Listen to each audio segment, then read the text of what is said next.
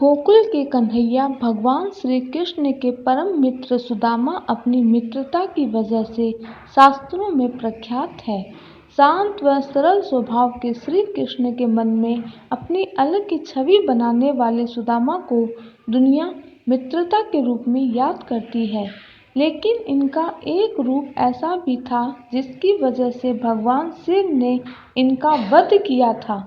स्वर्ग में विशेष भाग भूलोक में सुदामा और विराजा निवास करती थी। विराजा को श्री कृष्ण से प्रेम था, लेकिन सुदामा स्वयं विराजा को प्रेम करने लगे। एक बार जब विराजा और श्री कृष्ण प्रेम में लीन थे तो स्वयं राधा जी वहां प्रकट हो गई और राधा जी ने स्वयं भूलोक से पृथ्वी पर निवास करने का श्राप दे दिया। इसके बाद किसी कारणवश राधा जी ने सुदामा को भी श्राप दे दिया, जिससे उन्हें भूलोक से पृथ्वी पर आना पड़ा। मृत्यु के पश्चात सुदामा का जन्म राक्षस राजदंभ के यहाँ शंखचूर्ण के रूप में हुआ तथा विराजा का जन्म धर्मध्वज के यहाँ तुलसी के रूप में हुआ। माता तुलसी से विवाह के बाद शंखचूर्ण उनके साथ अपनी राजधानी वापस लौट आए।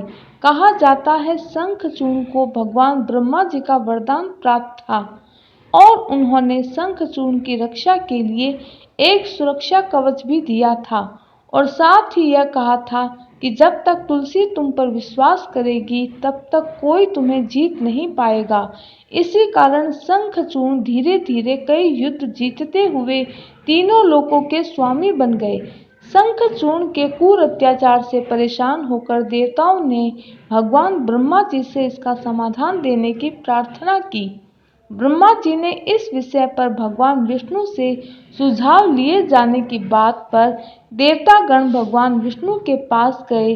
विष्णु जी ने देवताओं को शिव जी से सुझाव लेने को कहा।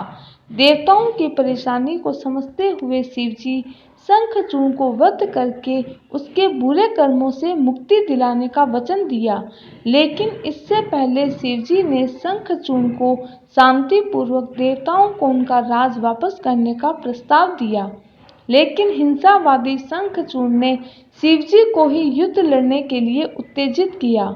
शंखचूर्ण यानी सुदामा के पूर्व जन्म के रूप से युद्ध के प्रस्ताव के बाद भगवान शिव ने अपने पुत्रों कार्तिकेय व गणेश जी को इस युद्ध के लिए मैदान में उतारा।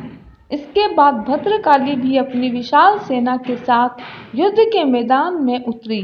शंखचूर्ण पर भगवान ब्रह्मा के वरदान के कारण उनका वध काफी मुश्किल था, तो अंत में भगवान विष्णु युद्ध के दौरान शंखचूर्ण के सामने प्रकट हुए और उनसे उनका कवच मांगा, जो उन्हें ब्रह्मा जी ने दिया था। शंखचूर्ण ने तुरंत ही कवच भगवान विष्णु को सौंप दिया। तत्पश्चात मां पार्वती के कहने पर भगवान विष्णु ने कुछ ऐसा किया कि युद्ध का पूरा दृश्य ही बदल गया। विष्णु जी इस कवच को पहनकर शंखचूर्ण के अवतार में मां तुलसी के समक्ष उपस्थित हुए, उन्हें अपना पति मान लिया और बेहद प्रसन्नता से उनका आदर सत्कार किया, जिस कारण मां तुलसी का पतिव्रत खंडित हो गया। शंखचूर्ण की शक्ति उनके पत्नी के पतिव्रत में स्थित थी, लेकिन इस घटना के बाद वह शक्ति निष्प्रभावी हो गई। वरदान की शक्ति के समापन पर भगवान शिव ने शंखचूर्ण का वध कर देवताओं को उसके अत्याचार से मुक्त करा दिया। तो इस प्रकार सुदामा के पूर्व जन्म अवतरण शंखचूर्ण का वध भगवान शिव के हाथों हुआ। हर हर महादेव।